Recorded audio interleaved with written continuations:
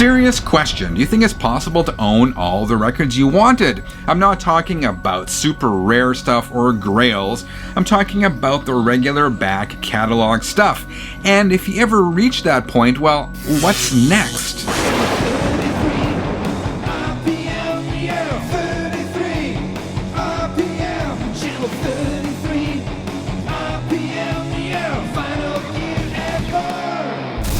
Hi, my name is Frank. Welcome back to Channel 33 RPM, your channel for vinyl, gear, and more. Lately, I've been losing a little bit of my enthusiasm for crate digging. And I was thinking about this and I realized it's probably because of three main reasons.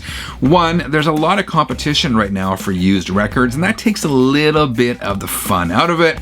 Two, record prices have really been on the rise. And three, I realized that most of the back catalog stuff I want, I already own. Of course, I'm not gonna lie, there are still some holes to fill in my collection.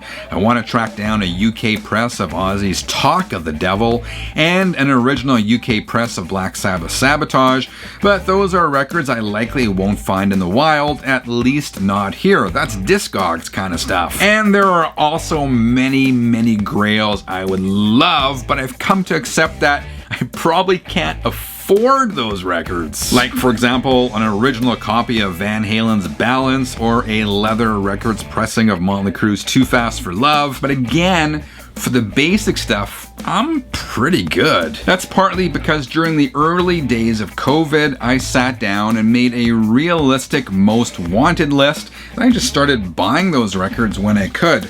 Records kind of like Judas Priest Metalworks, that's what I wanted for a long time, or Quiet Riot 2 from Japan featuring Randy Rhoads, and of course one of my favorites, the Donnas, Spend the Night. But does that mean it's over for me, that the thrill of the hunt is gone for good?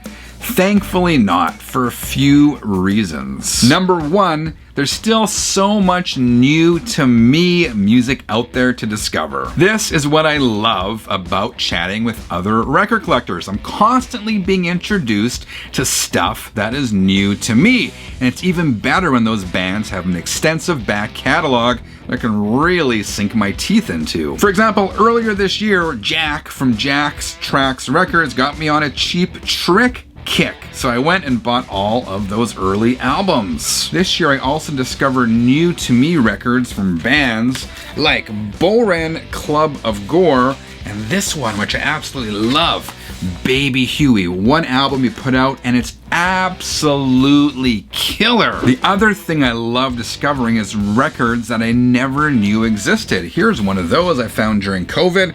This is the Bad News record. I absolutely love this movie and I had no idea that this record existed. Once in a while, some really interesting reissues also pop up. For example, I was pretty happy to pick up this 2021 reissue of Alice Cooper's School's Out, and I'm pretty stoked about the reissue of Ozzy Osbourne's No More Tears, which is coming out shortly. And finally, and this is big, there are still so many great new releases coming out all the time from both heritage acts and from brand new bands.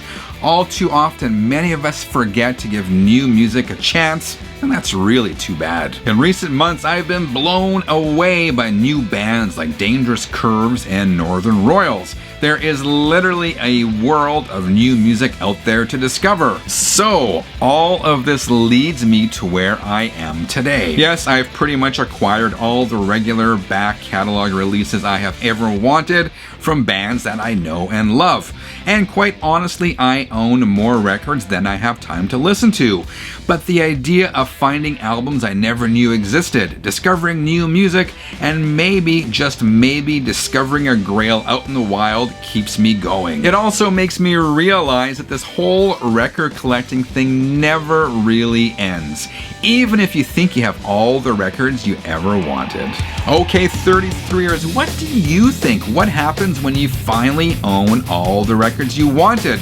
Is that even possible? Let me know in the comments below. Otherwise, thank you for watching. Have a great rest of the week. Until next time, keep on spinning.